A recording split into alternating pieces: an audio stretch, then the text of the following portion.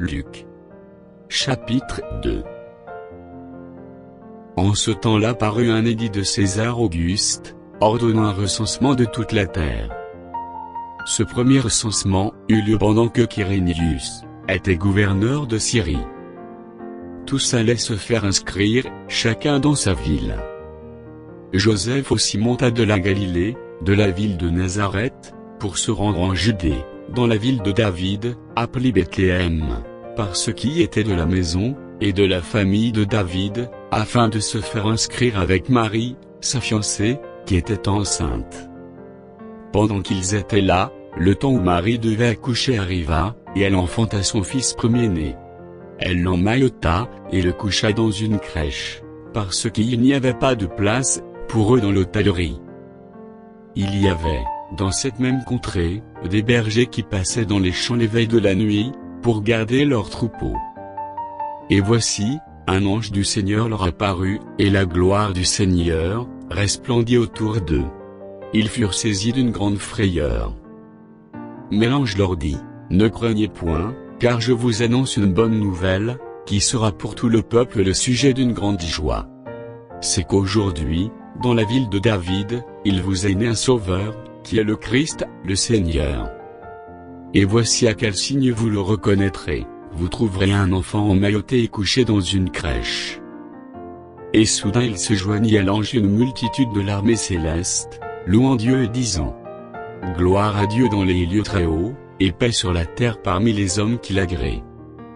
Lorsque les anges les eurent quittés pour retourner au ciel, les bergers se dirent les uns aux autres: Allons jusqu'à Bethléem, et voyons ce qui est arrivé, ce que le Seigneur nous a fait connaître. Ils y allèrent en hâte, et ils trouvèrent Marie et Joseph, et le petit enfant couché dans la crèche. Après l'avoir vu, ils racontèrent ce qui leur avait été dit au sujet de ce petit enfant.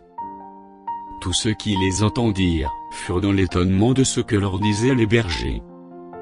Marie gardait toutes ces choses, et les repassait dans son cœur.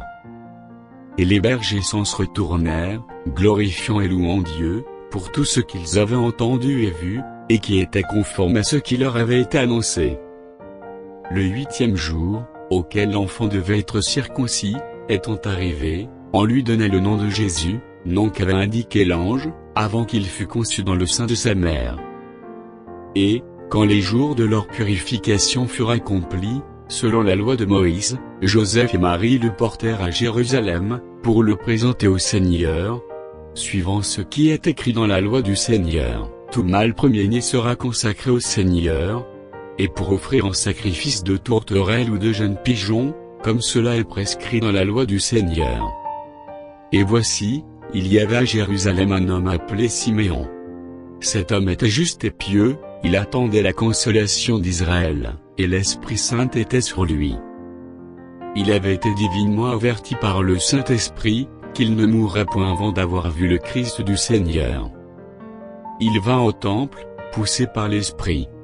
Et, comme les parents apportaient le petit enfant Jésus, pour accomplir à son égard ce qu'ordonnait la loi, il le reçut dans ses bras, bénit Dieu, et dit: Maintenant, Seigneur, tu laisses ton serviteur s'en aller en paix, selon ta parole. Car mes yeux ont vu ton salut, salut que tu as préparé devant tous les peuples, lumière pour éclairer les nations, et gloire d'Israël, ton peuple. Son père et sa mère étaient dans l'admiration des choses qu'on disait de lui. Siméon les bénit, et dit à Marie, sa mère: Voici, cet enfant est destiné à amener la chute, et le relèvement de plusieurs en Israël, et à devenir un signe, qui provoquera la contradiction, et à toi-même une épée te transpercera l'âme, afin que les pensées de beaucoup de cœurs soient dévoilées. Il y avait aussi une prophétesse, Anne, fille de Phanuel, de la tribu d'Aser. Elle était fort avancée en âge, et elle avait vécu 7 ans, avec son mari depuis sa virginité. Restée veuve, et âgée de 84 ans, elle ne quittait pas le temple, et elle servait Dieu nuit et jour dans le jeûne et dans la prière. Étant survenue, elle aussi, à cette même heure, elle louait Dieu, et elle parlait de Jésus à tous ceux qui attendaient la délivrance de Jérusalem. Lorsqu'ils eurent accompli tout ce qu'ordonnait la loi du Seigneur, Joseph et Marie retournèrent en Galilée, à Nazareth, leur ville. Or, l'enfant croissait et se fortifiait. Il était rempli de sagesse, et la grâce de Dieu était sur lui. Les parents de Jésus allaient chaque année à Jérusalem, à la fête de Pâques. Lorsqu'il fut âgé de 12 ans, ils y montèrent, selon la coutume de la fête.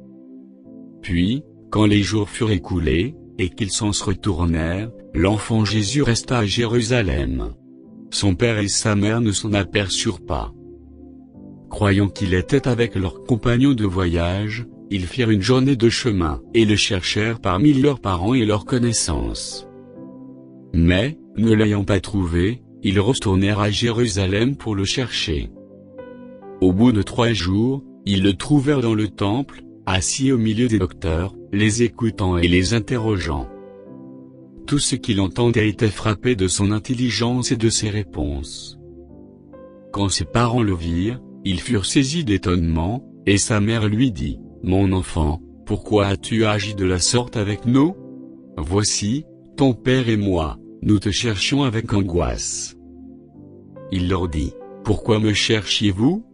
Ne saviez-vous pas qu'il faut que je m'occupe des affaires de mon père? » Mais ils ne comprirent pas ce qu'il leur disait.